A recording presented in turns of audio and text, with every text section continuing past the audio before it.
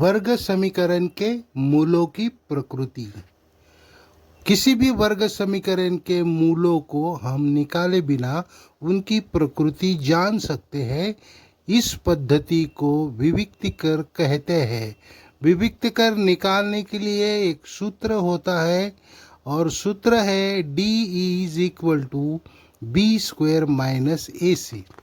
इस सूत्र से हम वर्ग समीकरण के विवेचक निकाल सकते हैं। इस सूत्र में हम दिए गए वर्ग समीकरण में से ए बी सी की कीमतें लेकर इसमें डाल के डी की वैल्यू निकाल सकते हैं।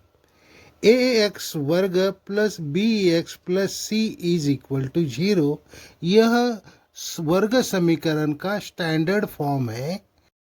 इस सूत्र में ए बी सी की कीमतें डालने पर हमें d is equal to 0, d is greater than 0 and d is less than 0 इस तरह की वैल्यू मिलती है, जिससे हमें मूलों की प्रकृति का पता चलता है। मूलों की प्रकृति की ये 3 संभावनाएं हैं, जिनमें से एक हमेशा आएगी ही आएगी। जब d 0 से छोटा होगा तो वह संख्या माइनस रहेगी, इसलिए उस वर्ग समीकरण का कोई भी मूल नहीं निकल पाएगा। अब आपको 2 ही नियम अच्छे से याद रखने हैं।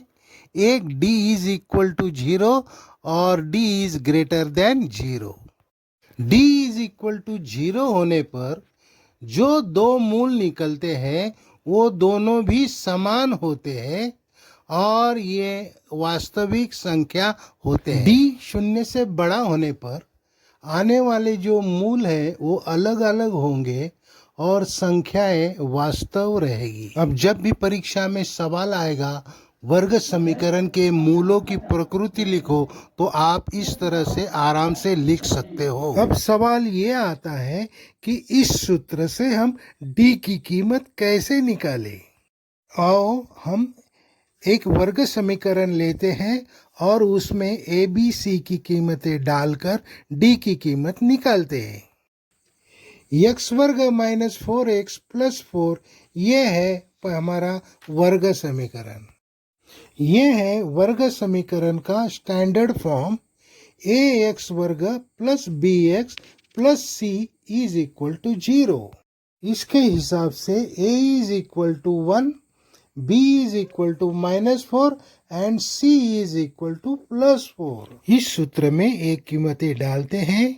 b की जगह -4, a की जगह 1 और c की जगह 4। -4 का वर्ग होगा +16 और -4 × 4 × 1 ये आएगा -16 और इनका यहाँ घटाव होगा और घटाव आएगा 0।